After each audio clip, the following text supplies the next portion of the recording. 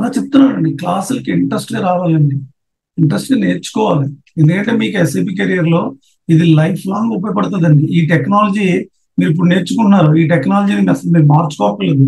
మీ total SAP career retirement వరకు ఈ టెక్నాలజీనే దీంట్లోనే జాబ్ చేసుకోవచ్చండి. ఐటీ ఫీల్డ్ ఎలా ఉంటదంటే కొత్త టెక్నాలజీ వచ్చి టెక్నికల్ మాడ్యూల్స్ నేర్చుకుంటూ ఉండాలి. చాలా మంది అదర్ టెక్నాలజీస్‌లో ఎవ్రీ 3 ఇయర్స్‌కి ఒకసారి టెక్నాలజీ మార్చుకుంటూ ఉంటారు. కానీ ఎస్ఏపీలో అదొక అడ్వాంటేజ్. ఫంక్షనల్ కన్సల్టెంట్‌గా ఎవరైతే నేర్చుకున్నారో లైఫ్ లాంగ్ దీంట్లో సెటిల్ అయిపోవచ్చండి.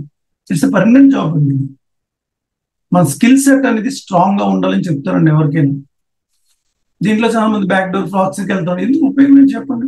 డెఫినెట్‌లీ 2, 3 మంత్స్‌లో జాబ్ పోద్దండి.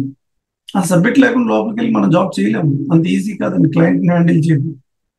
మనం అందరూ 5 ఇయర్స్ పెట్టుకుని వెళ్తారు చాలా మంది. కొంతమంది 7 ఇయర్స్ కూడా పెడతారు యూఎస్ మార్కెట్ వాళ్ళు. మనకి నాలెడ్జ్ ఉండాలి కదా ఫస్ట్ ఆఫ్ ఆల్. క్లయింట్‌ని హ్యాండిల్ చేయాలి. చాలా ఇంపార్టెంట్ సార్. నేను ఫస్ట్ నుంచి చెప్తున్నాను.